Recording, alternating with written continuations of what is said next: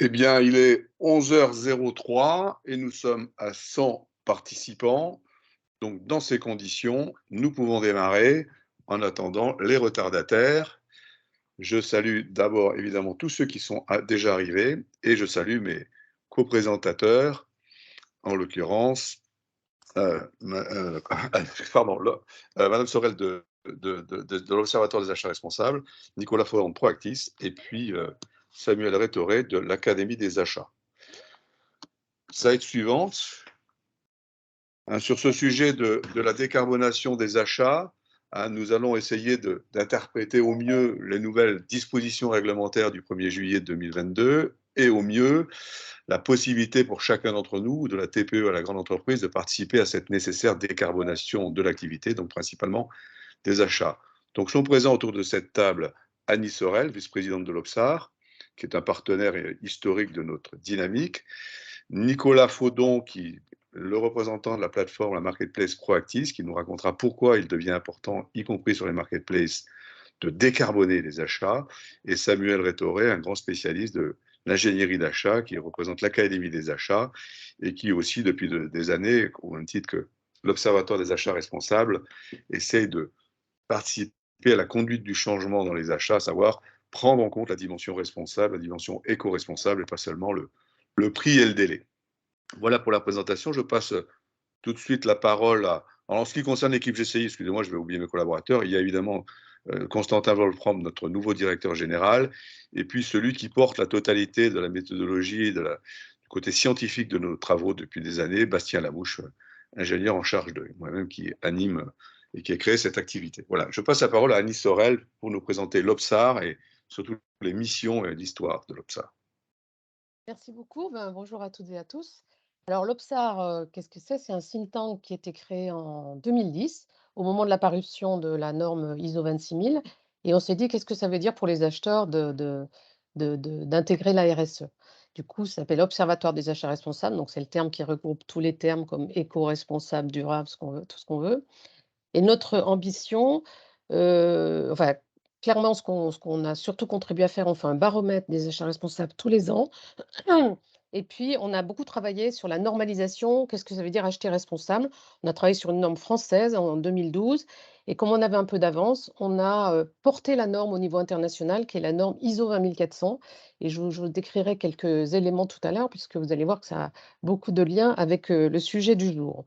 Donc notre association, il y a à la fois des acheteurs publics et des acheteurs privés et notre ambition, c'est d'acculturer le monde professionnel en démontrant, par la pratique justement les apports des achats responsables. En gros, être un acheteur responsable, c'est prendre en compte les impacts générés par nos décisions d'achat, à la fois sur les personnes, sur l'environnement et la société dans son ensemble.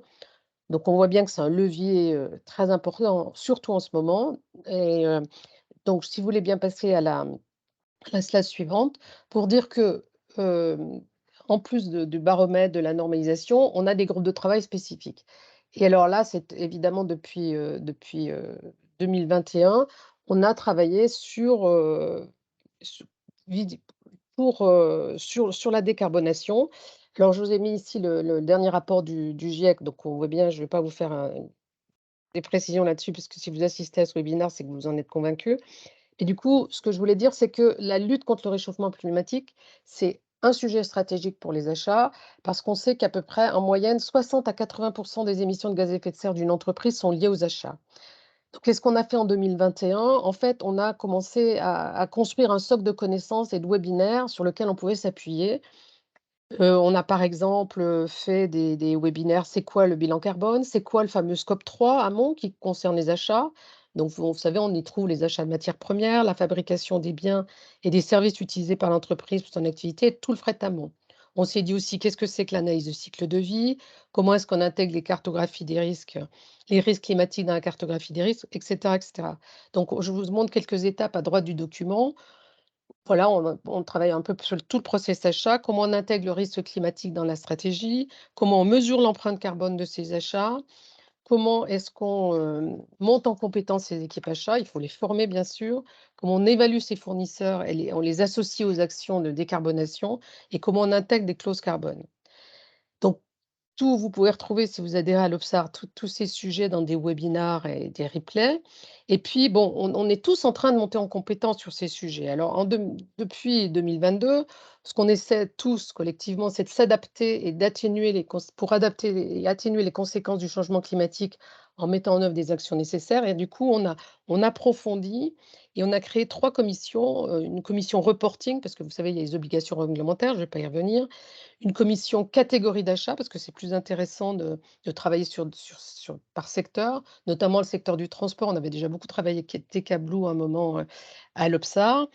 Et puis une commission fournisseur, parce que c'est un vaste sujet, qu'on doit examiner, non seulement à l'aune de la taxonomie verte, mais aussi pour les accompagner. Donc j'arrête là pour le sujet. Je reviendrai tout à l'heure sur, des détails plus pratiques. Voilà, Proactis, vas-y, Nicolas, c'est toi qui vas nous parler des marketplaces et de la décarbonation des achats en ligne. Oui, bonjour à toutes et bonjour à tous. Tout d'abord, en fait, merci à tous les participants de nous avoir rejoints. Je suis très honoré en fait de faire partie de ce webinaire avec cette équipe de choc. Donc, Proactis, en quelques mots et chiffres. Donc, on est un éditeur de logiciels SaaS, leader sur le marché des sociétés à taille intermédiaire, donc les ETI pour le marché français. Nous sommes aujourd'hui à peu près 550 collaborateurs répartis à travers nos 10 bureaux physiques des États-Unis, en passant par l'Asie et l'Europe. Au cours de ces 25 dernières années, on a pu accompagner plus de 1100 clients en fait, sur ces thématiques-là. On a aujourd'hui des clients qui sont avec nous depuis 16 ans, 15 ans, 14 ans. Donc, on est très honoré en fait d'avoir cette base de clients. On a également en fait à peu près 2 millions de fournisseurs qui transitent sur nos réseaux. Et on a commencé le développement de partenaires. Donc, on a aujourd'hui un réseau de partenaires dont GCI en fait partie. Et sur le marché français, nous sommes 40 experts qui sont là pour accompagner nos clients français et nos partenaires français. Et donc, par la suite, j'aurai le privilège de vous expliquer pourquoi et comment nous avons travaillé avec GCI, justement, pour intégrer cette notion de décarbonation des achats à travers la marketplace.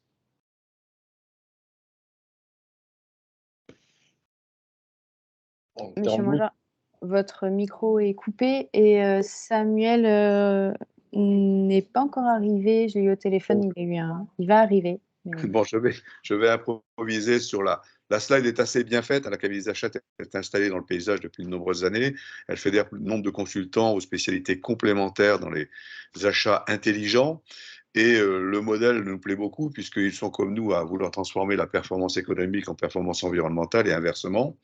Et Samuel et de l'Académie des achats nous a rejoint dans cette dynamique de la décarbonation des achats parce que, pour faire un résumé, mais qu'il complétera lui-même, il est effectivement vrai que les outils et l'approche GCI qui sont là maintenant disponibles pour l'ensemble des acteurs est un magnifique débouché pour le savoir-faire et la technologie et les méthodologies de l'Académie des achats, comme ça l'est aussi pour l'Observatoire des achats responsables et puis je pense aussi pour Proactis. La slide suivante.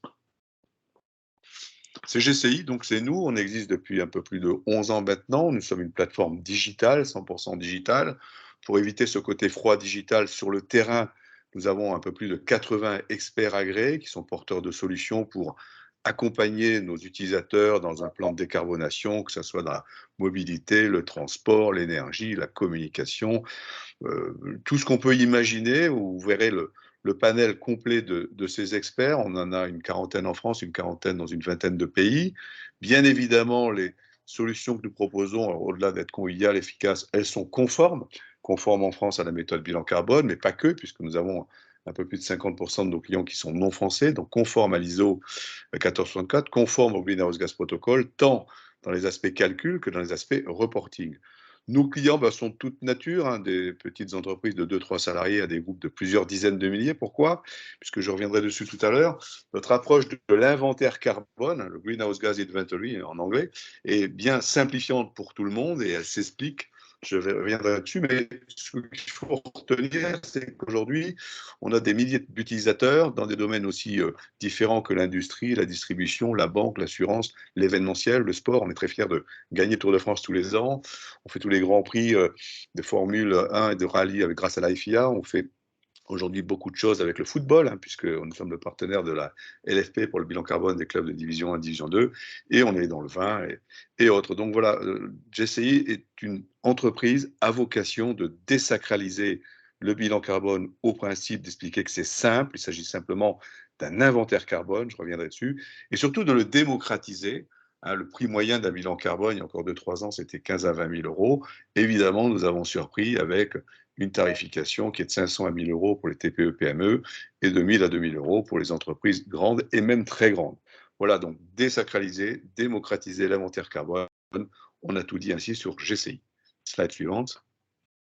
Alors, la petite introduction que je vais faire, hein, sur ce sujet qui nous amène tous autour de la table, c'est que faire son bilan d'émission est bien plus simple qu'on ne le croit. Une fois que j'aurai expliqué ça, et vous l'aurez compris, j'en suis sûr, nous allierons dans le détail de la décarbonation des achats, du mot nouveau, du concept nouveau que nous avons inventé, hein, la compétitivité carbone des entreprises et des produits et des services qu'elles délivrent. Et puis, évidemment, à la fin, une fois que tout ceci aura été bien posé, vous montrer comment, avec des outils simples et en ligne, GCI vous permet d'aborder sereinement et très efficacement cette décarbonation des achats. Et puis à la fin, bien sûr, l'échange avec vous, ces questions-réponses que nous attendons avec impatience.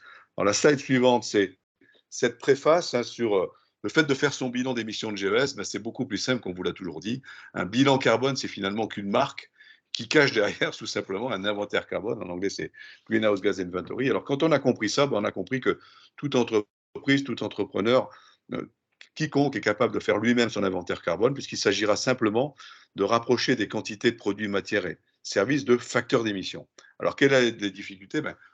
Elle est vite fait contournée. Qu'est-ce que c'est qu'un facteur d'émission? Un facteur d'émission, c'est le poids carbone d'un produit ou d'un service. Et là, il y a deux catégories de facteurs d'émission. Les facteurs d'émission classiques de référence, ceux de la base carbone en France, d'EcoInvent en Suisse, de DEFRA. On les a tous en ligne sur notre plateforme. Et puis, les facteurs d'émission beaucoup plus intéressants pour l'entreprise, la réalité, c'est-à-dire les facteurs d'émission vrais, facteurs d'émission composites ou par unité d'œuvre, des fournisseurs. Pourquoi c'est important? Sur un seul exemple, par exemple, si on prend le ciment, dans la base carbone, le ciment, c'est à peu près 700 kg de CO2 la tonne de ciment. Et bien, suivant le fabricant de ciment, c'est-à-dire suivant le matériau, l'énergie, le process, le transport, l'emballage, vous allez vous apercevoir qu'une tonne de ciment émet de 200 kg à 2 tonnes de CO2. Donc, quand vous êtes acheteur de ciment, vous avez plutôt intérêt à travailler avec un fournisseur de ciment qui sait calculer son facteur d'émission, c'est simple, et qui sait aussi vous montrer qu'il est en dessous, au moins en dessous de la moyenne, et qu'il est meilleur que ses compétiteurs. Voilà comment on range ça. Donc, un bilan carbone, oubliez ce mot, prenez inventaire carbone et sachez que c'est le simple cumul des émissions occasionnées par chacune des activités de consommation de votre entreprise. Et ensuite, évidemment, c'est le travail du GCI, rangé en 3 scopes, rangé en 23 postes réglementaires, rangé sous formulation réglementaire d'un bilan carbone et surtout permettant immédiatement de générer un plan d'action de réduction. Slide suivante. Et là, je passe la parole à Bastien qui va un peu plus rentrer dans la méthodologie, le côté scientifique de notre approche, sur qu'est-ce que c'est que ce inventaire carbone, qu'est-ce que sont ces scopes et pourquoi il faut aller très vite dans la décarbonation des achats. La parole est à Bastien. Bonjour à toutes et à tous. Donc, petit rappel sur les 3 scopes d'émissions d'un bilan de gaz à effet de serre et sur l'importance finalement du poids carbone des achats. Donc, le scope 1, au sein du bilan de gaz à effet de serre, il regroupe toutes les émissions associées aux consommations énergétiques, donc directement générées par l'organisation et par ses installations fixes ou mobiles. Le scope 2, lui, il regroupe toutes les émissions indirectes associées aux consommations énergétiques, donc la consommation d'électricité, de chaleur, de vapeur de l'organisation. Et ces émissions, elles font référence aux émissions de gaz à effet de serre qui sont émises lors de la production de l'énergie. Le scope 3, lui, il regroupe donc tout l'ensemble des autres émissions indirectes produites par les activités de l'organisation. Et donc, c'est toutes les émissions qui ne sont pas comptabilisées en scope 2, mais qui sont liées à la chaîne de valeur complète de l'organisation. Et ils représentent généralement de 50 à 90% des émissions du bilan de gaz à effet de serre. Donc, au niveau de ce scope 3, finalement, on retrouve des postes comme les déplacements de salariés, des déplacements de visiteurs, mais surtout des postes d'émissions qui sont générés par les achats de l'organisation et qui représentent généralement 60 à 90% du scope 3. Donc, comme vous pouvez le voir sur la droite de l'écran, c'est le cas des achats de biens, des achats de services, du transport de marchandises, des déchets, dont les émissions finalement sont induites par les achats de l'organisation. Donc, pour réduire les émissions du scope 3, il est nécessaire d'engager finalement ces fournisseurs, car finalement, seule une vision globale complète permet d'identifier les pistes de réduction qui sont pertinentes.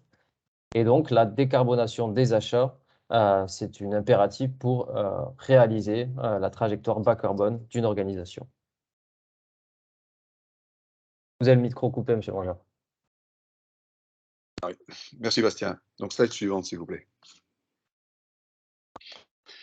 Donc les achats responsables et décarbonation, je passe la parole à l'Observatoire des achats responsables. Juste un petit mot aussi, vous savez que ce webinaire a été organisé principalement aussi pour vous simplifier la vie. Donc pour aller jusqu'au bout, on a rédigé et mis en place un guide de la décarbonation, un co-rédigé par l'ensemble des partenaires autour de cette table ronde. Ce guide est plutôt complet, hein, il fait plus d'une 50aine de pages, je vous encourage à le lire. Il est d'ores et déjà en ligne et vous pouvez trouver le lien de téléchargement dans le chat de cette réunion. Donc n'hésitez pas à le télécharger et à le diffuser autour de vous. C'est un ensemble de bonnes pratiques, à la fois théoriques, réglementaires, juridiques et de services, bien entendu. Eh bien, la parole est de nouveau à l'Obsar. Merci. Donc, comme je vous disais, les achats responsables sont indispensables dans la lutte contre le réchauffement climatique. Et ça faisait longtemps qu'on travaillait à l'Obsar sur cette réduction d'impact négatif, en fait depuis 5 ans. Je vous donne la définition des achats responsables selon la norme ISO 20400 qui est sortie en 2017. C'est un achat responsable, c'est un achat dont les impacts environnementaux, socio-économiques sont les plus positifs possibles sur toute la durée de cycle de vie et qui aspire à réduire le plus possible les impacts négatifs. Ce que je voulais illustrer également, c'est qu'on a introduit la notion de cycle de vie au plus haut de la norme, puisque c'est dès la définition. Et en fait, ce qu'on demande aux acheteurs, c'est de raisonner dans une pensée cycle de vie, c'est-à-dire en fait se poser toute une série de questions pour regarder ouvrir, j'ai l'habitude de dire, ouvrir grand les yeux et les oreilles pour regarder toutes les perspectives en fait.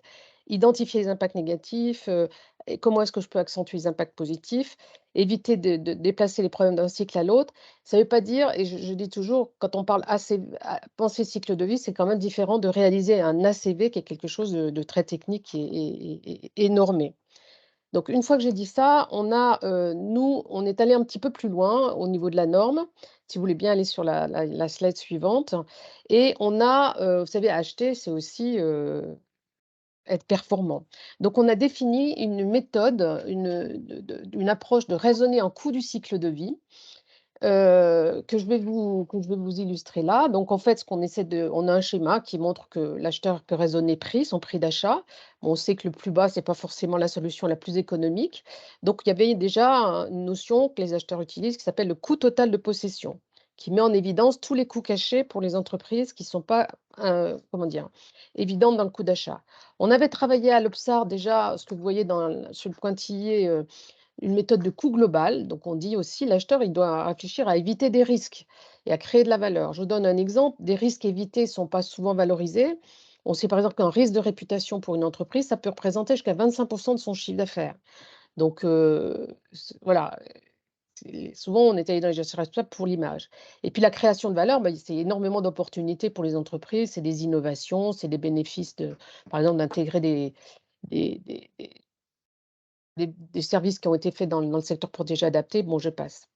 Et puis, ce qu'on a rajouté au niveau de la norme, c'est très important, c'est la partie impact sur la société. Alors, vous voyez à droite, qu'est-ce que ça veut dire société? C'est à la fois toute la supply chain, mais c'est aussi les consommateurs. Et on recommande qu'une organisation soit redevable de ses impacts sur la société, l'économie et l'environnement. Et donc, on voit bien qu'on peut avoir des impacts. Alors, on parle d'externalités. Alors, ça peut être des externalités environnementales ou sociales. Alors, certaines sont monétisables et d'autres ne le sont pas encore, peu importe. Mais par exemple, je trouve que calculer ces externalités en termes de gaz à effet de serre sur le scope 3, c'est tout à fait recommandé, adapté aux recommandations de cette méthode. Et il suffit de donner une valeur tutélaire à la tonne de CO2 et puis on va pouvoir bien monétiser ces externalités. En tout cas, ce qu'on sent, ce que je vois, c'est que les acheteurs, de plus en plus, évidemment, ils sont invités à faire des économies de coûts, mais aussi ils sont invités à faire des économies carbone de plus en plus réglementées. Donc, en fait, par le biais de mesurer le scope 3, mesurer ces externalités environnementales, on se rapproche de l'ambition de cette méthode d'analyse des coûts du cycle de vie, qui est certes pas facile à mettre en œuvre, mais l'avantage de ce que je vous présente ici, c'est que Cette norme, elle était ce schéma, cette intention, c'était défini via un processus normatif, ISO. Et donc, ça lui donne une légitimité internationale et peut-être une meilleure qualité de pédagogie. Et puis, je voulais profiter pour vous dire aussi que déjà, même dans le code de la commande publique, vous voyez, on intègre dans le coût du cycle de vie, on intègre le critère de coût d'externalité environnementale. Donc, on a bon espoir qu'avec au moins déjà avec le scope 3, les acheteurs s'approchent de plus en plus de cette réflexion et montrent que finalement, c'est une économie à la fois pour leur entreprise, mais aussi pour la société dans son ensemble. Merci Annie pour cette explication. Et je passe la parole maintenant à l'Académie des achats, s'il nous a rejoint. Il ne nous a pas rejoint, décidément, il a dû avoir un terrible accident de voiture. Si, Il est là, Samuel? Ah, je ne le vois pas. Ben, Samuel, bienvenue. Ouais. Bien, j'ai fait la petite introduction pour toi tout à l'heure, donc raconte-nous plus de choses plus précises. Vous me voyez bien ou pas, du coup? Oui, c'est bon. Ça apparaît? Oui, alors, en complément de ce qui était précisé par l'Observatoire des achats responsables, effectivement, la commande publique enjoint donc les acheteurs à prendre en compte de nouveaux critères d'appréciation des offres pour identifier les mieux-disantes. Et ça va être aussi le cas maintenant pour tous les acheteurs du secteur privé, puisque avec les nouvelles lois dont vous avez déjà parlé sur ce décret du mois de juillet sur la mesure de l'empreinte carbone, ça va être obligatoire pour tout le monde, quelle que soit la taille de l'entreprise, à très court terme. Alors, on parle de carbone aujourd'hui. À terme, on parlera des 6 gaz à effet de serre principaux qui provoquent ce réchauffement. Mais chaque chose en son temps. Pour l'instant, on est vraiment sur le carbone. Et vous voyez que sur la diapo, en prenant en compte le cycle de vie complet, c'est le petit schéma qui est en haut à droite là, sur l'écran, on va se rendre compte quand on est acheteur ou acheteuse que les fournisseurs vont émettre des gaz à effet de serre et notamment du carbone sur chaque étape. Donc de l'extraction des matières premières jusqu'à l'utilisation du produit qui sera entre les mains de l'acheteur.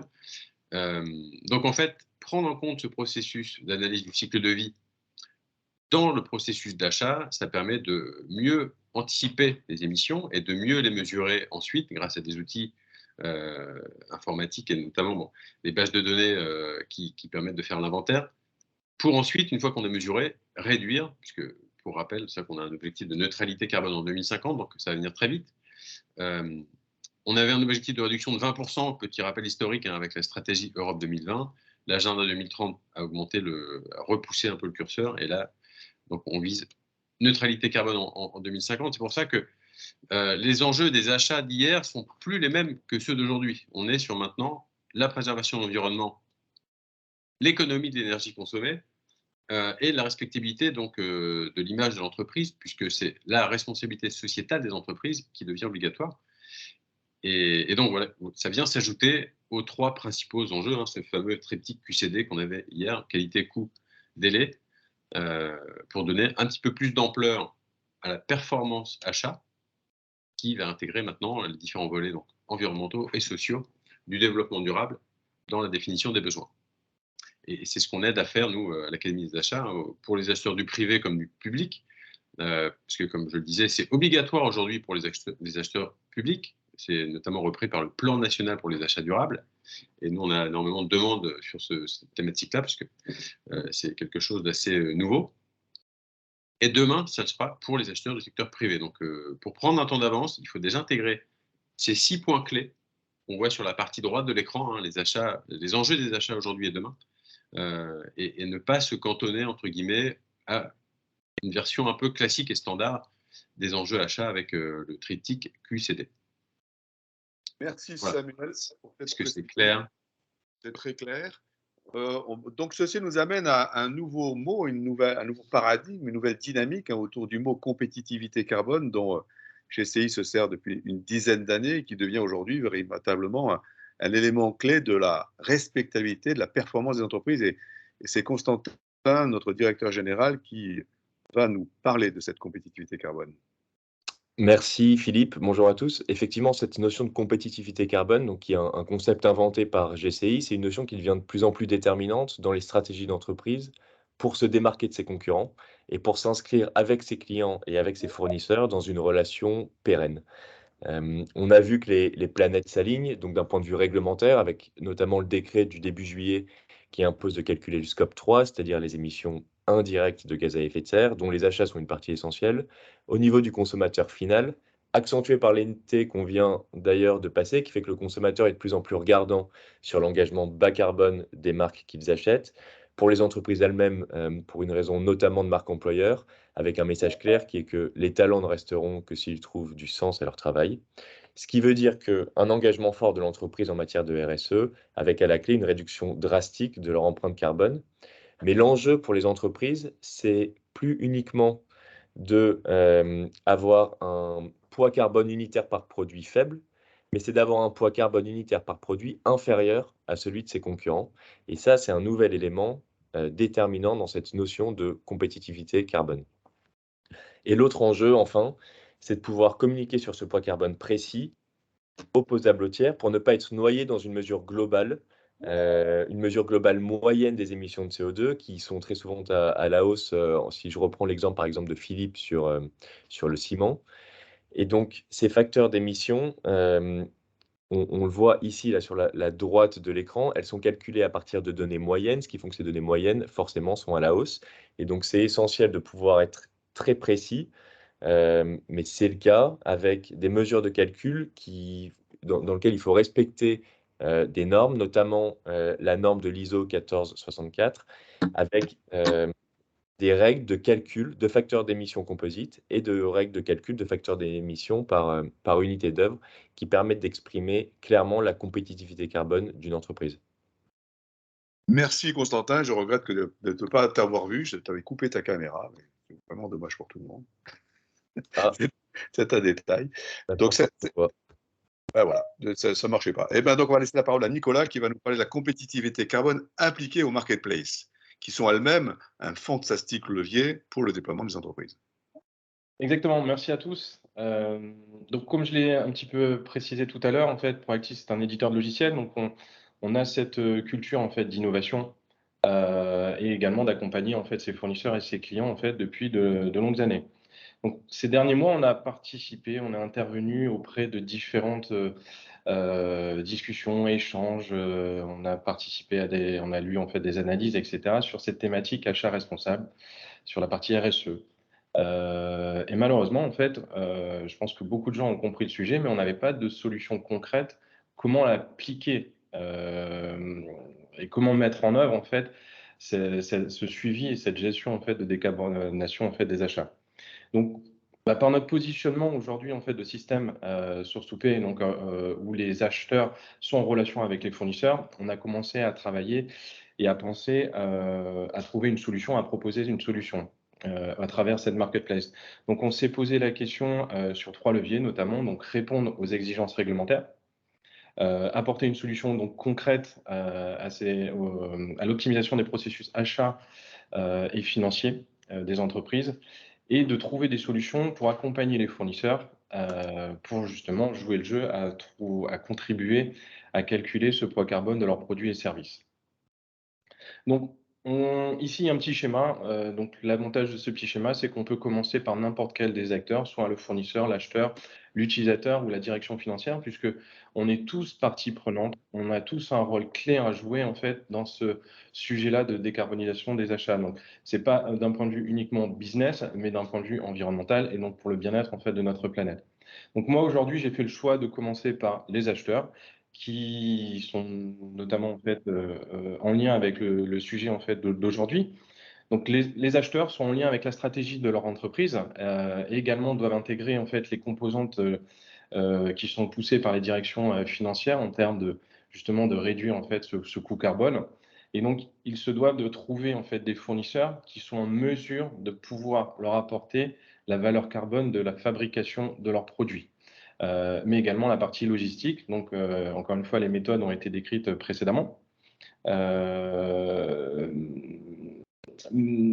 donc, ensuite, c'est comment l'exécuter et le mettre en œuvre. Une fois qu'on a trouvé ces fournisseurs qui jouent le jeu, c'est comment on le met en œuvre. Donc aujourd'hui, nous, on a porté la solution avec la marketplace qui permet en fait d'intégrer les catalogues de ces fournisseurs et d'accueillir les informations poids carbone à l'intérieur de cette marketplace. Donc ce qui permet à ces acheteurs de pouvoir appliquer leur stratégie achat en sélectionnant ces fournisseurs, en les mettant en avant au travers de la marketplace qui sont accessibles auprès de leurs utilisateurs pour faire ces achats indirects, tous les achats indirects en fait de l'entreprise.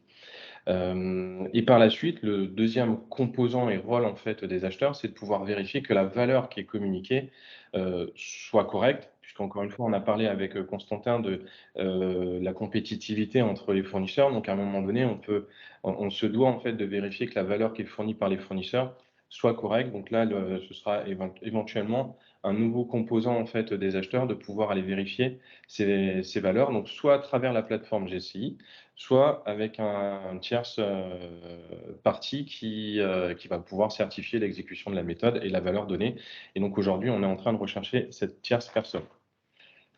Dans la suite en fait, de ce cycle, nous avons les fournisseurs. Donc pour nous, enfin pour moi en tout cas, c'est le socle de ce cycle, puisque sans eux, on ne peut pas avoir cette information. Donc, on essaye, nous, en tout cas, Proactis, de trouver des solutions. Et donc, c'est le biais du partenariat qu'on a fait avec GCI, avec une plateforme web où il est facile de prendre en main, où on peut calculer, en fait, ce poids carbone de produits, en fait, comme Philippe l'a expliqué précisément. Donc, on essaye de trouver ces solutions-là pour accompagner ces fournisseurs à nous fournir cette information. De notre côté, nous, Proactis, on récupère ces informations, on les accueille en fait dans la marketplace. On est capable de rendre visible et mettre en avant en fait ces efforts de ces fournisseurs. Et également en fait rechercher un produit et donc les afficher en premier. Donc tous les fournisseurs qui ont fait cet exercice, leur produit apparaîtra en premier. Donc c'est accessible via des icônes. Et donc, ça permet un petit peu de mettre en avant cette compétitivité carbone entre les fournisseurs au travers de cette marketplace. Je passe le cap sur l'utilisateur qui a également en fait un rôle à jouer en fait au sein de l'entreprise, puisque c'est un peu cet utilisateur qui a différents niveaux en fait dans l'organisation qui va faire un achat pour son activité, pour son quotidien, etc. Donc, l'idée c'est de pouvoir l'entreprise centraliser tous ses achats au travers de cette marketplace. Donc, d'appliquer la stratégie d'achat, en fait, de sélectionner les fournisseurs qui ont été sélectionnés par les achats. Nous, de notre côté, d'un point de vue marketplace, on va justement mettre en avant ces fournisseurs, donc qui jouent le jeu en fait de la partie carbone.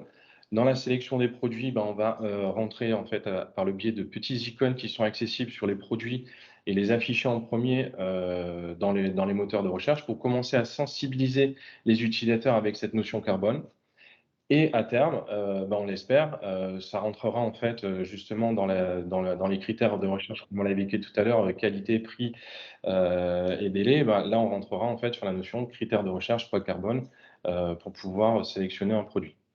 Et enfin, je vais terminer la boucle avec la direction financière qui, eux, sont les éléments qui suivent à la lettre en fait ces aspects carbone, puisque en fait derrière ils doivent le sortir ces informations sur notamment le scope 3 dans les rapports extra-financiers, mais également en fait essayer de réduire les impacts de leur entreprise, notamment avec les potentielles taxes qui pourraient arriver.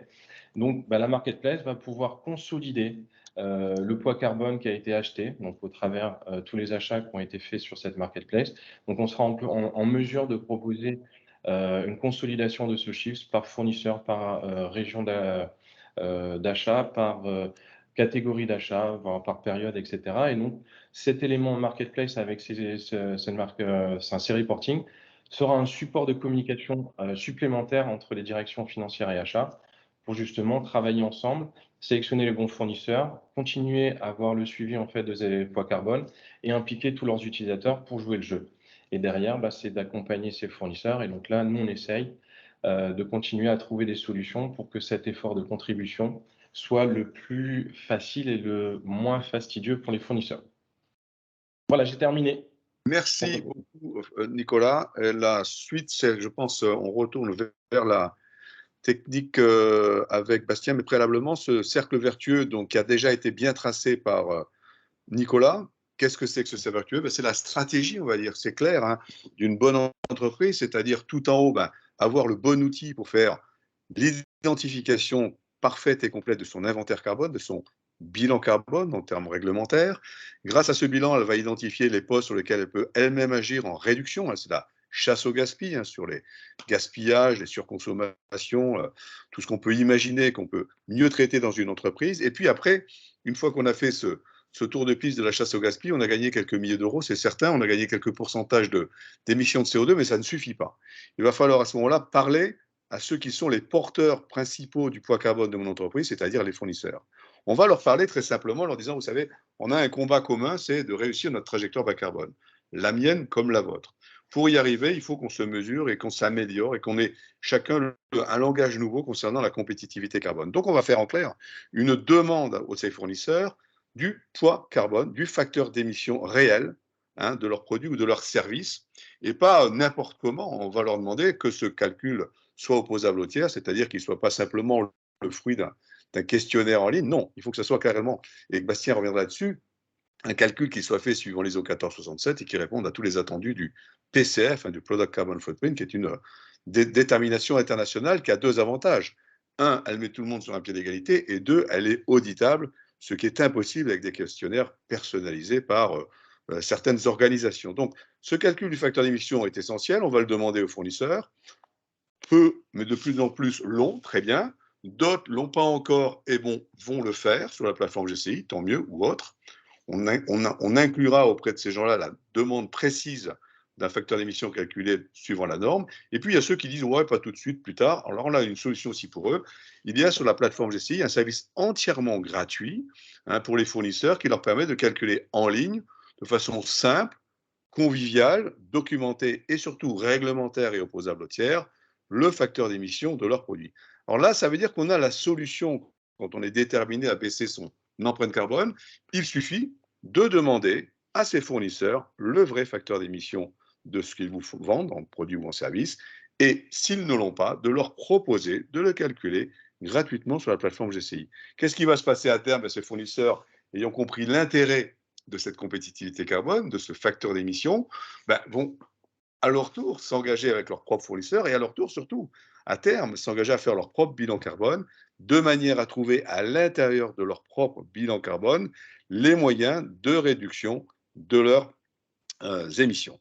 Donc ce cercle vertueux se multiplie à grande cadence, avec l'outil GCI de façon particulière puisque on sait accueillir aussi bien le tout petit fournisseur qui a 2 salariés que la très grande multinationale, mais l'objectif est bien celui-là, permettre à l'entreprise à la fois de bénéficier de réduction d'émissions grâce à une démarche quantitative sur ces gaspillages, on va dire, et une démarche qualitative sur la qualité d'émissions de ces différents fournisseurs. Je passe la parole ensuite à Bastien qui va nous expliquer comment on va accéder à cette... Juste, Samuel aimerait intervenir, 2 petites minutes.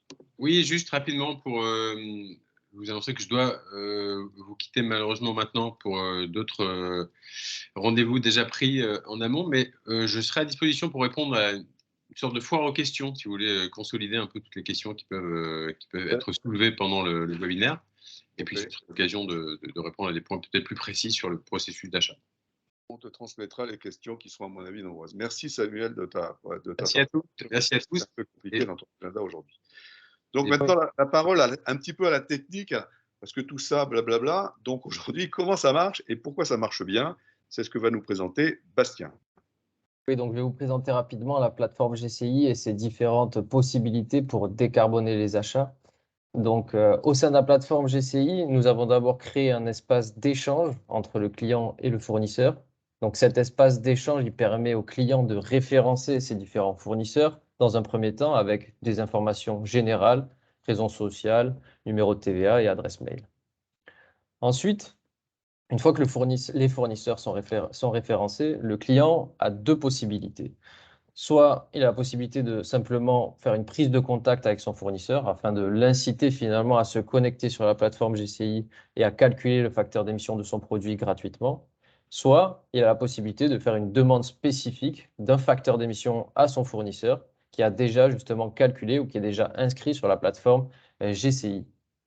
Donc l'outil GCI prévoit aussi des templates de mails qui peuvent être personnalisés lors de la prise de contact ou lors de la demande de facteur d'émission. Et c'est ce que vous voyez aussi à l'écran. Donc pour résumer, GCI a mis en place une véritable un véritable outil de prise de contact et de suivi de la part des clients auprès de leurs fournisseurs.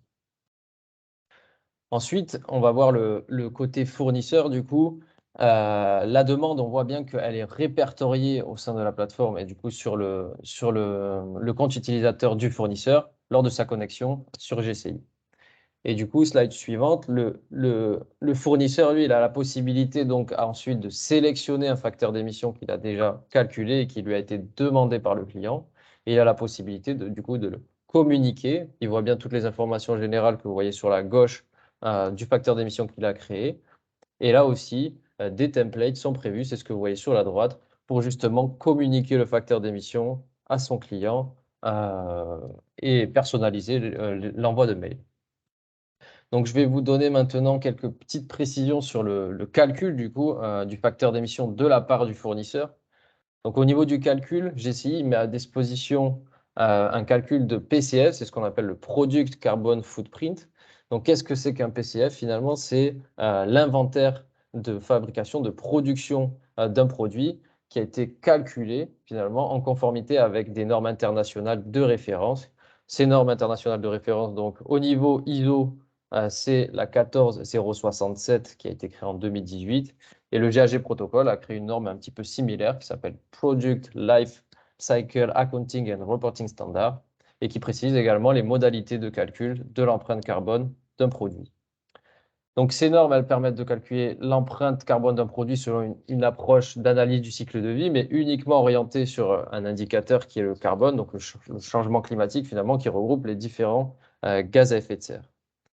Donc, chez nous, chez GCI, on a mis à disposition un outil simple et ergonomique à disposition des fournisseurs afin qu'ils calculent l'impact carbone de leurs produits et des différentes étapes donc, du cycle de vie de ce produit. Et il y a, comme vous le voyez à l'écran, différentes bases de données qui peuvent être interfacées, qui sont interfacées sur l'outil, qui permettent de regrouper les différentes matières premières, les processus de fabrication d'un produit, et on regroupe du coup toutes ces bases de données au sein de la même interface. Et donc, on a la base carbone, la base impact de l'ADEME, la base EcoInvent suisse et la base OKBIS pour le Royaume-Uni. Enfin, du coup, la dernière étape, c'est qu'il va falloir comparer finalement ce qui est comparable au niveau de la product carbon footprint, donc l'empreinte carbone d'un produit. Et il faut être sûr du coup que les calculs sont faits correctement. Donc l'ISO 1467 que je viens de présenter et le GAG Protocol ont pensé un formulaire de qualification finalement de l'empreinte carbone du produit afin de s'assurer de la conformité méthodologique et quantitative du calcul. Et GCI permet du coup de pré-remplir automatiquement en partie ce questionnaire lors de la saisie, lors de l'ajout des composants et lors du calcul du facteur d'émission. Et ensuite, ce questionnaire doit être finalisé finalement par le fournisseur. Bien évidemment, il est guidé avec des tooltips pour justement finaliser la déclaration méthodologique et quantitative du calcul au sein de ce formulaire de qualification de l'empreinte carbone du produit. Et voilà, c'est fini pour ma part. Donc, en conclusion, avant le débat que j'espère riche, c'est une règle de base dans notre économie mondiale du carbone. Tout le monde aura compris que le carbone amont de l'un est toujours le carbone aval de l'autre. Si je veux baisser mon carbone, il faut que je demande à mon carbone entrant, celui de mes fournisseurs, de baisser. Il faut que je demande à mon carbone entrant, celui des déplacements de mes collaborateurs, de mes déchets, de baisser. Donc, deux actions vers l'extérieur et des actions vers l'intérieur. Le deuxième élément, et Bastien l'a souligné, donc nos outils, on les a pensés dans un écosystème qui lie les intérêts et les bénéfices des fournisseurs et des acheteurs. Pourquoi? Parce que tout fournisseur, vous le savez, est acheteur de quelqu'un et tout acheteur est fournisseur de quelqu'un. Donc, les clients et les fournisseurs, toute entreprise a ces deux casquettes et donc le service GCI a été pensé dans cette idée-là. La trajectoire à bas carbone engage non seulement la communication, comme il a été encore le cas avec le 30 juin, la trajectoire bas carbone, elle engage aujourd'hui de façon réglementaire. Si vous regardez dans le détail le décret 982 du 1er juillet, non seulement il impose la mesure précise des émissions du scope 3, avant c'était limité au scope 1, scope 2, mais il impose aussi la remise en même temps que le rapport d'un rapport détaillé montrant les progrès faits depuis le dernier rapport établi et surtout qui engage l'entreprise sur une trajectoire bas carbone chiffrée, évaluée en réduction de volume d'émissions CO2 d'ici le prochain bilan. Donc, on n'est plus du tout dans le contemplatif, on est aujourd'hui dans l'action. On ne peut pas se contenter de faire un bilan carbone pour faire joli. Un bilan carbone, ça rentre dans l'exploitation et dans la visibilité d'une entreprise. La compétitivité carbone est un élément essentiel, discriminant par rapport à ses compétiteurs, à l'extérieur et à l'intérieur aussi vis-à-vis de ses collaborateurs. Donc, la trajectoire bas carbone est enfin mature aujourd'hui, puisqu'elle a à la fois le dispositif réglementaire français et européen qui arrive, avec l'extension des quotas carbone à l'immobilier et au transport, avec l'arrivée de la taxe carbone à l'import. Donc tout ceci est en place. Et bien donc GCI est fier, content d'y avoir pensé déjà depuis plus de 10 ans et de voir enfin ce marché mûr et d'être accompagné dans cette démarche à la fois, comme je le disais tout à l'heure, par son réseau de 80 experts sur le terrain qui permettent de favoriser cet engagement carbone de toutes les parties prenantes et bien sûr avec ses partenaires comme l'Observatoire des achats responsables, comme Proactis, comme l'Académie des achats et comme EcoAchat. Et je remercie donc ces participants d'avoir bien voulu collaborer à ce webinaire. Je rappelle que vous allez trouver dans le chat un lien pour télécharger le guide de la décarbonation et de la performance de la compétitivité carbone des entreprises. Il est vraiment, à mon avis, intéressant et j'espère que vous vous délecterez à sa lecture. Et je passe maintenant la parole à vous, aux uns, aux autres. Il y a déjà quelques questions qui arrivent, donc si tu peux me les citer. Voilà, donc la toute première, c'était de Yann Lecause, donc bonjour à tous. TCO et taxe carbone, quelles sont les modalités de calcul? Eh bien, monsieur Lecause, que je connais bien, personne ne le sait, puisque ces définitions de taxe carbone ont été imaginées en février-mars 2022. Donc, c'est une directive européenne qui va prendre un certain temps.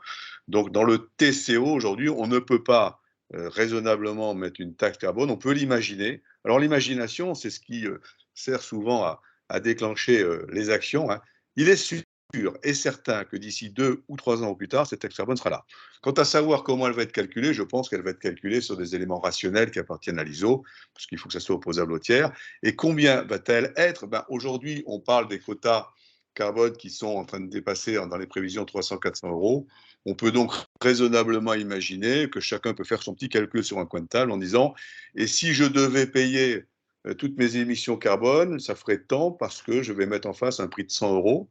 Donc ça ferait un petit peu beaucoup. Je pense qu'il faut raisonnablement taxer sur le fait que ce n'est pas la taxe carbone qui va faire bouger les lignes, c'est l'engagement de chacun, entreprise et citoyen, à réduire ses émissions parce qu'il y a urgence. Et c'est bien que l'administration nous pousse avec des réglementations de taxation, mais c'est encore mieux s'il y a la vraie motivation des dirigeants, de leurs équipes, à faire ce travail de réduction qui est indispensable. J'ai une question maintenant pour Nicolas. Est-ce que la marketplace Proactis permet-elle de récupérer les infos des composants d'un produit auprès des fournisseurs? On peut récupérer énormément de choses. En fait, tout va dépendre de ce que le fournisseur est en mesure de nous communiquer. Donc après, on peut rentrer dans des aspects en fait de brevet, de confidentialité, sur la description assez détaillée en fait d'un produit.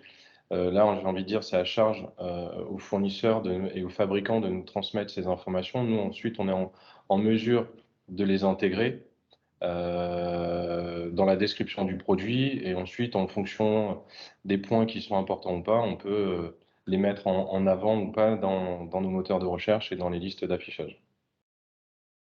Merci. Alors, j'en ai une autre de Arnaud Colognier. Bonjour, cet outil permet-il de massifier le calcul de facteurs d'émission sur plusieurs centaines, milliers de produits? Tout à fait. Un bilan carbone, inventaire carbone, c'est quoi? C'est une comptabilité générale carbone. Dans une comptabilité, tout le monde le sait, on peut organiser une comptabilité analytique. Donc aujourd'hui, c'est bien le savoir-faire de GCI de proposer à des entreprises qui ont des milliers, des centaines de milliers, des dizaines de milliers de produits, de pouvoir calculer assez facilement, je ne dis pas que ça se fait en 5 minutes sur un coin de table, mais de façon rigoureuse et en évitant toutes les tâches répétitives, les facteurs d'émission par produit. Pourquoi? Tout le monde a compris aujourd'hui, notamment les gens des marketplaces, que pour vendre un produit, il faut d'abord faire son PRU, prix de revient unitaire, qu'on fait en comptabilité analytique, en affectant ce produit, les coûts et charges qui ont été affectés. On va remplacer ce PRU par ce PCU, poids carbone unitaire. Donc, on va faire de la comptabilité analytique carbone qui va permettre de charger tout le carbone qui a été nécessaire pour mettre en place un produit ou un service. Donc, on peut massifier, on est aujourd'hui dans des négociations avec des ERP très très puissants qui nous demandent comment on pourrait faire. C'est très simple. C'est très simple parce que ces ERP sont puissants et c'est très simple parce que notre approche est extrêmement pragmatique, hein. On fait de l'inventaire carbone pour faire un bilan carbone et on fait de l'inventaire produit pour faire un facteur d'émission. Il faut bien le comprendre. Le facteur d'émission d'un anorak, hein, c'est le facteur d'émission qui est l'addition de la matière première, le coton, le nylon, la fermeture éclair, les boutons. Donc, il faut bien comprendre que tout ce qu'on vous a raconté sur le fait que c'était compliqué, que c'était chronophage, que c'était cher, est totalement faux. C'est extrêmement simple. Tout le monde sait faire un inventaire, et notamment quand il se sert de la plateforme GCI. Merci. J'ai une autre question de Delphine. Alors, je n'ai pas encore lu ce décret. Signifie-t-il que le scope 3 est maintenant obligatoire dans le bilan GES réglementaire? Ah ben oui, c'est la grande nouveauté. Alors non seulement il impose ce scope 3 aux obligés, mais surtout maintenant, il arrête le faux semblant, le trouble qu'il y avait sur ces obligés. Vous savez, la loi Grenelle 2, article 225, avait fait une grosse erreur. Ils avaient parlé de société anonyme pour désigner les obligés. Donc il fallait être société anonyme de plus de 500 salariés. Donc tous ceux qui avaient une SAS ou autre, ils disaient je ne suis pas concerné. Et ils avaient raison d'un point de vue juridique. D'un point de vue éthique, c'est autre chose. La loi aujourd'hui, le décret a corrigé cette erreur. Aujourd'hui, c'est toute entité, hein, toute personne morale de plus de 500 salariés, qu'elle soit SAS, SA ou autre. Et plus encore, il y avait des petits malins aussi qui avaient 11 sociétés de 50 personnes qui disaient je suis en dessous. Non, la notion de groupe s'impose. Ça veut dire qu'un groupe qui a 11 sociétés de 50 personnes est aussi obligé de faire ce bilan, obligé de faire ce scope 3. Et mieux encore, quand on fait maintenant la lecture de ce décret, on s'aperçoit qu'il faut en plus rédiger un plan d'action de réduction et le chiffrer et s'engager sur des résultats. C'est-à-dire que quand vous allez remettre votre futur bilan carbone, il va falloir dire, voilà, j'ai fait X tonnes et je m'engage à faire 0,95 X tonnes dans un an, dans 2 ans, dans 3 ans, et voilà comment je m'y prends. Ça veut dire qu'il faut véritablement aujourd'hui avoir à sa disposition un outil autonome, on ne peut plus passer par les consultants, il faut que l'entreprise s'approprie cette comptabilité, ce compte d'exploitation carbone, au même titre qu'il n'y a pas beaucoup de consultants qui font aujourd'hui les comptabilités des entreprises. Les gens ont des comptables, des services comptables. Demain, les gens qui sont à la comptabilité des entreprises ont certainement aussi plaisir à faire cette comptabilité carbone. Donc, le monde a changé.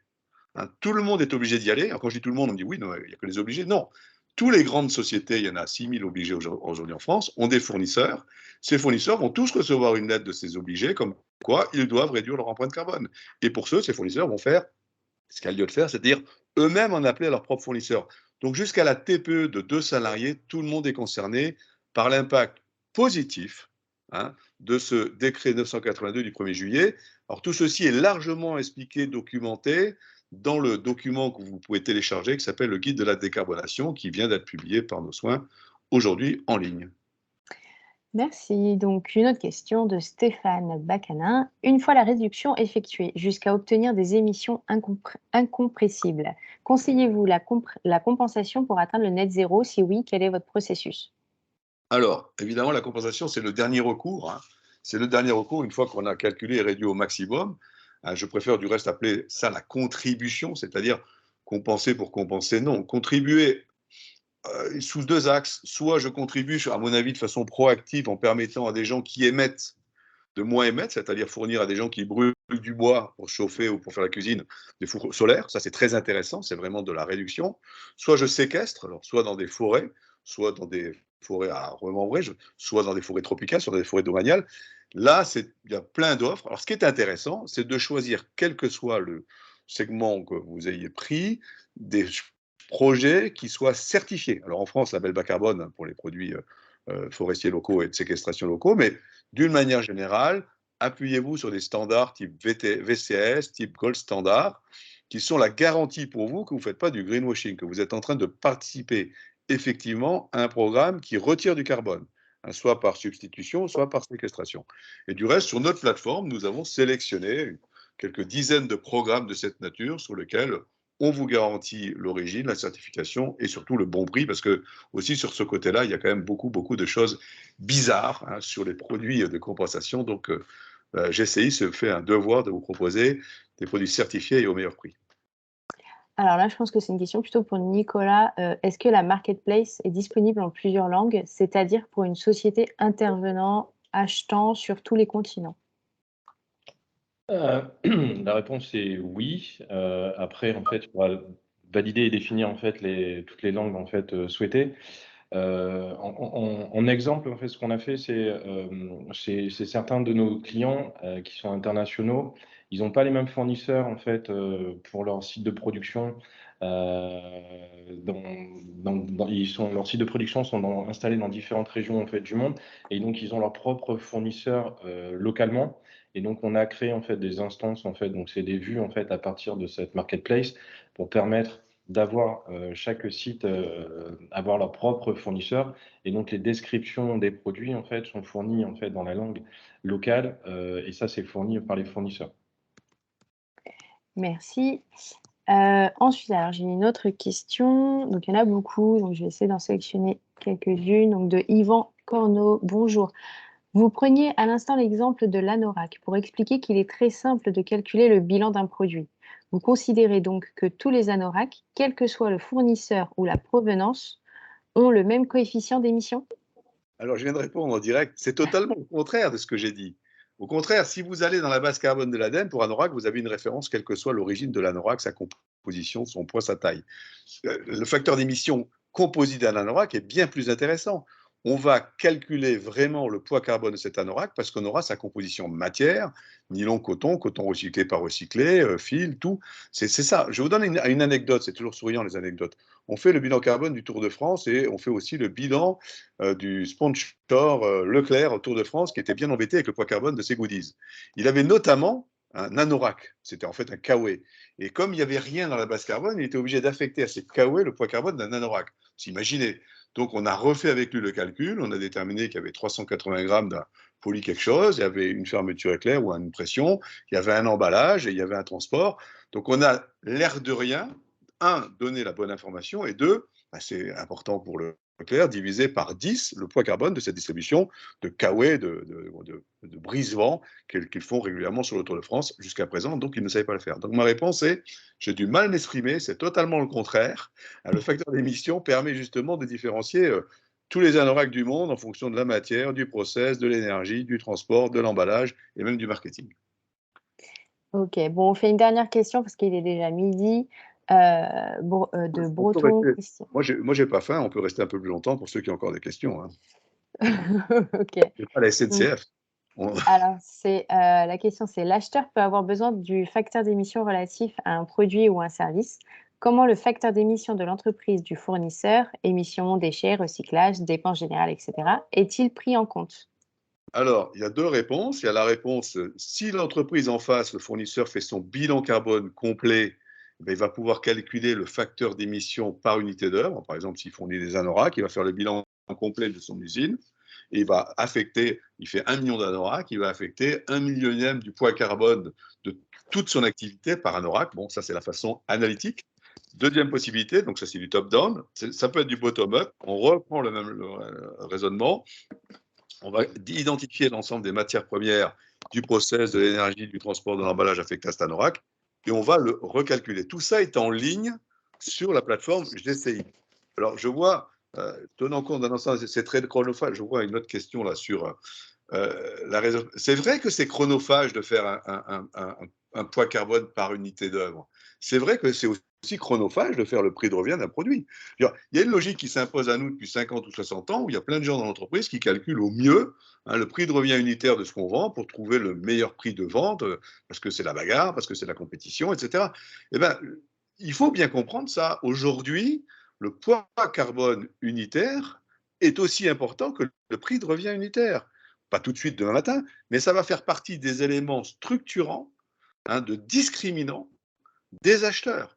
Je discutais, j'ai le droit de le dire, avec le directeur des achats d'AXA il n'y a pas longtemps. Pour lui, c'est clair. Aujourd'hui, à prix égal, il prend le fournisseur qui a carbone inférieur, mais dès l'année prochaine, il se met peut-être en position de dire je choisis d'abord le poids carbone le plus faible et après je regarde le prix. Pourquoi?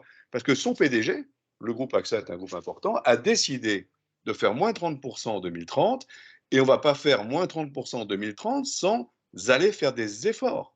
Donc vous avez raison, madame, c'est compliqué, pour moi pas, mais bon, on peut imaginer, de se dire qu'on va attaquer la falaise de tous les facteurs d'émission.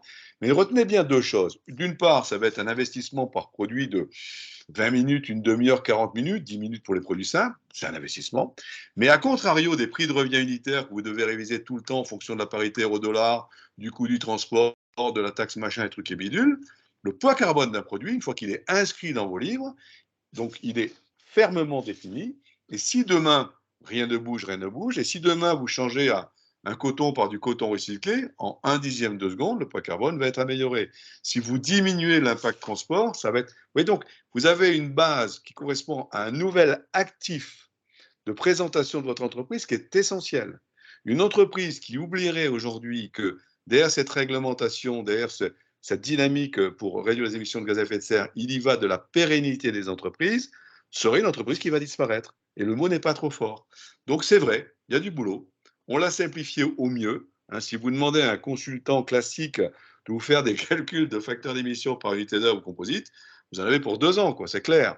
Avec les outils qu'on a mis en ligne et les interactions qu'on a mis en place, ça va très vite. Et puis, n'oubliez pas une chose, c'est que le fournisseur qui va faire le calcul pour son produit suite à la demande d'un client, ce facteur d'émission va être à disposition de tous ses autres clients. Donc, c'est un investissement intéressant pour un fournisseur de dépenser 20 minutes, 35 minutes sur un calcul de facteur d'émission parce qu'il valorise son produit à tous ses clients. Et puis, appelons un chat. Si vous avez 1000 produits en référence, vous allez commencer par les 30 ou 40 qui font 40% de votre chiffre d'affaires. Et petit à petit, vous allez enrichir. C'est du travail, mais on n'a rien sans rien dans la vie. Et je pense que la planète mérite qu'on travaille sur ce sujet-là. Ok, merci. Est-ce que vous voulez répondre encore à une des questions? Oui. Oui. Annie aussi est impatiente de répondre à des questions. Voilà, bon, j'ai encore une question sur l'anorak. Apparemment, intéresse beaucoup. Donc, sur l'anorak, question de Marie-Hélène Blanchet. Comment, à travers l'outil, le distributeur peut-il entraîner sa supply chain amont pour collecter toutes les infos très précises que vous avez citées, sources, poids, matière, énergie, associés, etc. Donc, j'ai le cas de beaucoup de fournisseurs qui sont finalement des importateurs, distributeurs, donc ils ne savent pas ce qu'il y a dans la boîte, Donc, ils ont exactement, eux, le même réflexe que leur client a eu vers eux. C'est-à-dire, le client a demandé à l'importateur, c'est quoi le poids de cette paire de chaussures? Aucune idée. Eh bien, il appartient au fournisseur de renvoyer la question en demandant le détail de la composition matière et process de cette chaussure à son client, à son fournisseur en Chine. 9 fois sur 10, il n'aura pas la réponse. Je parle de la Chine exprès. Donc, qu'est-ce qui se passe? Il est prévu dans l'ISO 1467 que ce dit fournisseur puisse lui-même faire le calcul de ce facteur d'émission composite, de ce PCF, s'il est capable de prouver qu'il a le détail matière première du produit. Et effectivement, et là c'est bien foutu, en Europe, quand vous achetez un produit qui vient d'en dehors de l'Europe, vous êtes obligatoirement détenteur de la composition matière, pour le moins, de ce produit, puisque vous savez qu'il y a une régulation très forte pour les produits chimiques, pour les produits sanitaires, pour les produits de toute nature. Et donc, il n'y a pas d'obstacle. J'ai des gens qui travaillent dans la mode avec nous, qui ont des milliers de références, c'est clair, et qui ont des fournisseurs en Turquie, en Indonésie, aux Philippines, au Maghreb, machin. Ils n'ont pas l'ombre d'une réponse de leur fournisseur à attendre. Ce n'est pas grave. Dans leur cahier des charges d'achat, il y a marqué la composition du produit, et ils font tout seuls le calcul du facteur d'émission par unité d'abord. Alors, quel est l'intérêt? D'une part, on le fait, on le maîtrise. Et l'intérêt aussi, deuxième, c'est que si un de vos clients vous dit, mais comment vous avez calculé ça? Grâce à la méthodologie rigoureuse que nous utilisons, l'ISO, nous pouvons délivrer le certificat de calcul PCF et donc le poids carbone de la robe de chambre que je propose à mon client Monoprix, il est opposable au tiers. On n'est pas dans le blabla. On n'est pas en train de dire, j'ai envoyé un questionnaire à mon fournisseur, il m'a répondu qu'il mettait de l'électricité verte et de l'eau distillée. Non, ça ne marche pas, ça. Il y a des règles très strictes. Il n'y en a qu'une, elle s'impose au niveau mondial. C'est l'ISO 1467 et cette méthode, c'est la seule qu'il faut que vous surveillez dans son respect. Si vous avez des gens qui vous parlent de calcul d'émissions de fournisseurs suite à des questionnaires, des trucs et des bidules, ça ne marche pas. Alors, ça peut marcher pour le marketing, mais le jour où il y aura une assiette fiscale sur ce sujet-là, et il y en aura une, il va falloir que le calcul que vous fournissez du poids carbone de tel produit et tel service soit opposable au tiers. Si vous le faites avec le PCF, ça le sera. Si vous le faites avec une autre méthode, ça ne le sera pas. Et que croyez-vous qu'il arrivera? À ce moment-là, l'administration fiscale va vous taxer au forfait. Et ce forfait, vous avez compris, il est 2 à 3 fois supérieur à la réalité. J'ai une autre question de Baudouin Perrin. Comment faire l'inventaire carbone de mes achats si je ne connais pas si je ne connais pas l'impact carbone que d'une partie de mes produits achetés. Eh ben, donc, on va faire comme en gestion habituelle, on va compléter. C'est-à-dire que sur les facteurs d'émission que j'ai le bonheur d'avoir, ben, je les mets. Et sur les facteurs d'émission que je n'ai pas reçus, hein, parce que le fournisseur n'est pas là, parce que c'est pas là, je n'ai pas réussi à l'avoir, je me plonge tout bêtement dans la base impact de l'ADEME ou dans la base EcoInvent des Suisses et je trouve les facteurs d'émission de chacun des composants sur lesquels je n'ai pas eu l'information du fournisseur. C'est totalement vrai dans l'électronique, par exemple. Peut-être que Bastien, tu peux intervenir là-dessus? Oui. Vas-y. Oui, c'est bon. Oui, mais je dirais que pour compléter un petit peu, c'est tout à fait ça. Il faut cibler un petit peu les produits qui sont les plus émetteurs au sein de vos achats. Et justement, pour cette gamme de produits, je dirais qu'il faut justement inciter les fournisseurs à calculer leurs facteurs d'émission et à venir vous les transmettre. Et pour les autres produits, bien évidemment, il y a toujours des bases de données qui permettent justement de référencer et de calculer l'impact carbone de façon bien évidemment un petit peu moins précise, mais ça permet finalement d'avoir la totalité de votre portefeuille produit, je dirais, de façon mesurée et de pouvoir aussi mettre en place des actions de réduction sur toute cette gamme d'achats. D'autres questions? J'en ai une autre de Wilfried. Y a-t-il un moyen de vérifier les données fournisseurs où on se basera seulement sur les informations qu'ils ont fournies? Alors, donc, je répète ce que j'ai dit tout à l'heure. Le fournisseur qui vous affiche un facteur d'émission doit fournir à vous ou un tiers de confiance que vous aurez choisi. Pourquoi ça? Parce que c'est un détail quand même très fort de la dette du produit. Le certificat de calcul PCF. À quoi ça sert ce certificat? Ça sert à vérifier qu'effectivement tous les items nécessaires au calcul de l'impact carbone sont pris en compte, que le type n'a pas oublié par hasard le transport ou je ne sais quoi, et que chacun des items, on va dire, est cohérent. On ne va pas mettre 3 kW pour fabriquer une tonne de ciment, par exemple. Donc, cette double vérification de l'exhaustivité des items nécessaires pour faire la fiche PCF et de la qualité des quantités mises en œuvre, et aussi, j'en ai oublié une troisième, de la qualité des facteurs d'émission de référence pris en compte, permet effectivement de donner à son client la garantie que le calcul est juste. Alors, cette notion de tiers de confiance est importante. On peut imaginer qu'on n'ait pas envie de donner le détail de matières premières, services, input de ces produits à un client. On va nommer un tiers de confiance, ça peut être un expert agréé GCI, ça peut être Bureau Veritas, ça peut être Price, ça peut être un auditeur choisi par les deux parties. Ce n'est pas notre affaire de marketer ça, mais c'est important. Cette question est très, très importante. Tous ceux qui vont s'amuser à intégrer dans leur bilan carbone des facteurs d'émission qui sortent de je ne sais où, soit de modélisation intelligente, soit de calculs issus de questionnaires, de statistiques, prennent un risque énorme. Ils partent sur des mauvaises bases. J'ai une autre question. Est-ce que vos facteurs d'émission par matière varient par pays? Pour la robe de chambre chinoise, par exemple. Alors, tout en amont, tout dans la vie est énergie et matière, bien sûr, donc ça varie par pays, parce que les facteurs d'émission par énergie sont différents d'un pays à l'autre. L'énergie chinoise est bien plus carbonée que l'énergie européenne, je crois que c'est 18 à 19 fois supérieur. Donc il y a ce côté process, et il y a le côté matière aussi, je ne sais pas, peut-être que Bastien a des idées précises sur ce qui différencie les facteurs d'émission par matière de la Chine à l'Europe. On va avoir surtout des produits, des matières premières qui vont être recyclées ou non recyclées. Donc ça peut faire la différence au sein de vos facteurs d'émission. Ensuite, voilà, également le mix électrique qui est utilisé, donc qui est plus ou moins carboné. Et ensuite, il va y avoir aussi le transport, bien évidemment, si un fournisseur il est en France et qu'il importe un produit qui est fabriqué dans un pays européen, on va avoir l'impact du transport qui est bien plus faible que si le produit est importé depuis la Chine ou depuis l'Inde et qui doit traverser les 3/4 de la planète pour arriver justement jusqu'à ce pays. Donc c'est là où on va faire vraiment toute la différence.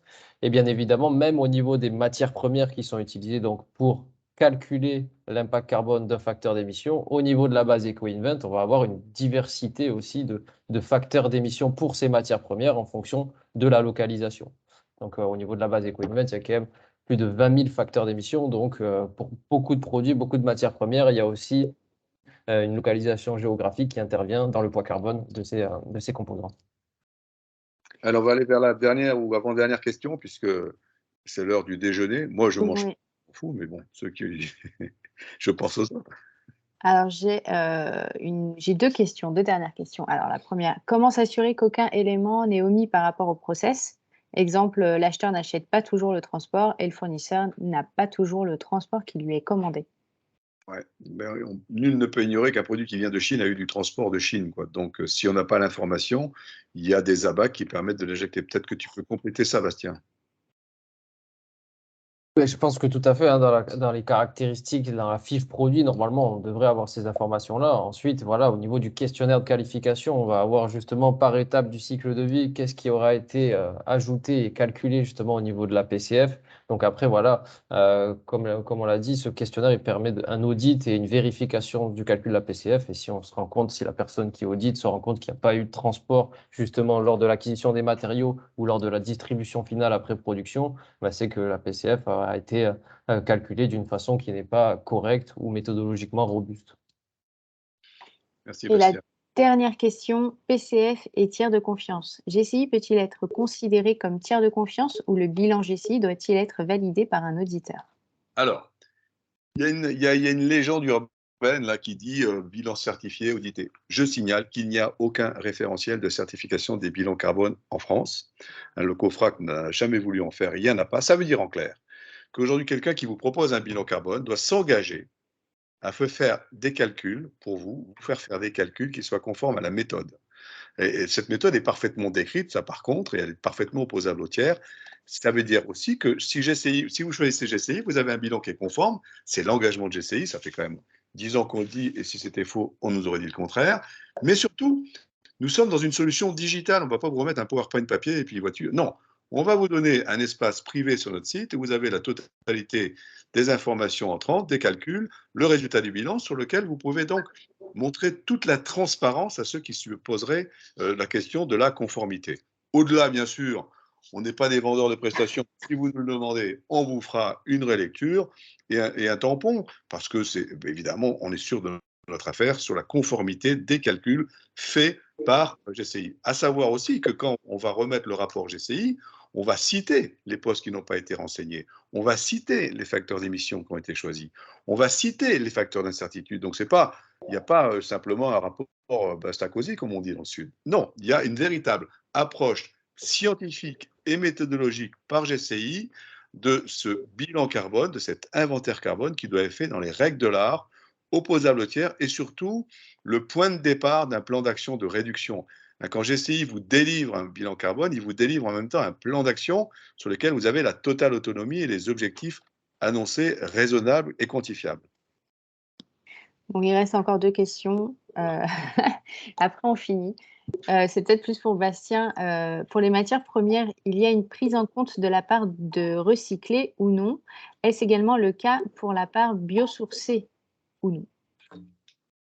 Alors, pour la part du recyclé, ça va dépendre un petit peu des composants. Je sais que pour le coton, justement, dans la base Impact ou de l'ADEME ou justement dans la base EcoInvent, on va avoir cette différenciation entre du coton recyclé et du coton non recyclé qui est produit. Je ne peux pas garantir que ça peut y être pour tous les matériaux. Ensuite, pour ce qui est du bioressourcé, je ne sais pas exactement à quoi vous faites référence. En tout cas, ce que je peux vous dire, c'est que le bio ne fait pas toujours référence à l'empreinte carbone et quelque chose qui est bio ne veut pas toujours dire que c'est moins émetteur en carbone. Donc, je pense que la différenciation va surtout se faire sur le recyclé ou non recyclé. Et enfin, la toute dernière question de Gilles Matelier. Comment peut-on vérifier que son transporteur n'a pas sous-traité à un transporteur étranger? Ah ben ça n'a rien à voir avec la sous-traitance est parfaitement autorisée, il suffit de remonter l'information. Alors, soit on connaît parfaitement le transporteur étranger, le type de véhicule, taux de chargement, etc., c'est précision, soit on ne connaît pas.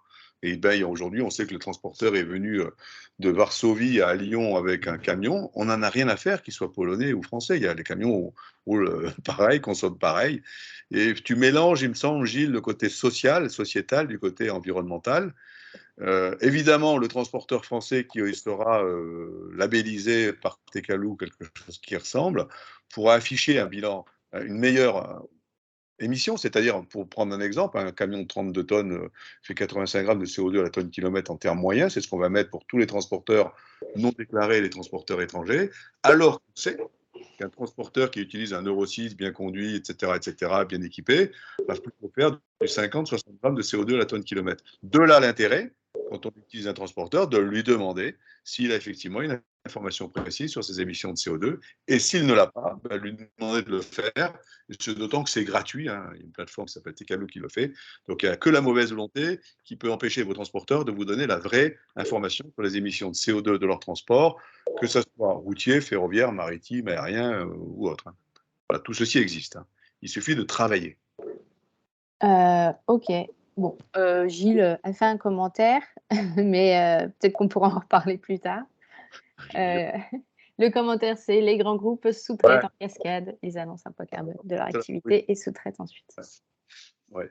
Et ça, c'est à l'administration de faire c'est au client de faire l'audit. Parce qu'un client qui prend une information d'un grand groupe, il doit vérifier d'où elle vient. S'il ne le vérifie pas, il manque à son devoir de vigilance et il sera condamné par la taxe carbone. Boum. Voilà. Oui, je pense qu'on peut conclure ce webinaire. Je suis très, très heureux de ce webinaire, avec un démarrage un peu compliqué, avec des déconnexions, des annulations de liens, mais bon. On a été jusqu'à 150, hein, j'ai vu à un moment, 160 même, c'était vraiment intéressant, passionnant. Je remercie en premier lieu, honneur aux dames, Annie, hein, de sa participation. Et, je voulais ajouter quelque chose, je voulais dire que je comprends très bien que ce soit très compliqué pour les acheteurs de s'immerger dans ce monde de facteurs d'émissions, etc., parce que finalement, ils n'ont jamais été formés. Mais ce que je peux témoigner, enfin moi j'ai été formée il y a plus de 15 ans et je savais que les achats, c'était une partie très importante d'un bilan carbone. Et je suis très surprise que finalement, ils soient sollicités pour y contribuer sur le scope 3 que depuis, allez, on va dire 2 ans, enfin 1 an même. Mais ce que je peux témoigner pour accompagner beaucoup de grands groupes, c'est que les grands groupes s'y mettent et ils s'y mettent à fond. Et donc, évidemment, ça va aller en cascade sur des ETI, sur des PME. Et donc, les outils sont en train de se construire. Et vraiment, on a raison d'être ambitieux là-dessus parce qu'on n'a qu'une seule planète. Est-ce que l'exemple que vous donniez d'AXA, moi, je le vois aussi chez des grands groupes. On leur demande vraiment une comptabilité carbone, comme vous dites, en plus des économies de coûts. Donc, voilà, on est dans la bonne voie, même si ça paraît très compliqué pour l'instant. Ça va se... Voilà, On va continuer de dédramatiser ce voilà, travail. exactement. Voilà. Exactement. un petit mot, Nicolas? Bah non, merci beaucoup. En fait, c'était toujours très intéressant et c'est encore une fois, on a de la chance, c'est que il y a des réglementations qui arrivent et qui vont continuer à arriver en fait pour pousser en fait tout le monde à jouer le jeu. Et comme je l'ai évoqué, en fait, chaque personne, chaque rôle dans une entreprise a un rôle à jouer pour justement en fait décarboner en fait ses achats et faire attention à notre environnement. Voilà. Ok. Ben voilà, donc on est encore plus de 50, hein, mais bon, l'heure c'est l'heure, on a largement dépassé. Je suis pour le moins, et je pense que tous les intervenants, ravis, hein, le nombre de félicitations qu'on reçoit en parallèle, là c'est agréable, hein, on ne se fait pas engueuler. Et il y a quelqu'un tout à l'heure à qui j'ai envoyé, je voulais dire oui, j'ai envoyé un smiley qui dit que je suis en colère, donc je ne sais plus qui c'est, mais qui m'excuse, hein, c'est une erreur de manipulation. Je ne suis jamais en colère. Donc, eh ben les amis, donc merci encore de cette participation. Je rappelle que vous avez dans le chat et vous recevrez le lien de téléchargement du guide de la décarbonation et de l'amélioration de la compétitivité carbone. C'est un document rédigé à 10 mains qui, à mon avis, va beaucoup servir à bien planter votre stratégie de décarbonation. Je rappelle que ce webinaire sera aussi disponible en replay. Et je rappelle que vous avez des interlocuteurs entièrement à votre disposition, hein, que ce soit Annie de l'Observatoire des achats, que ce soit Nicolas de Proactis, que ce soit Samuel de l'Académie des achats, et bien évidemment l'équipe GCI avec Constantin et Bastien et moi-même. Voilà. Eh bien, merci à tous d'être venus et de nouveau, bon appétit. Merci à tous. Bon appétit.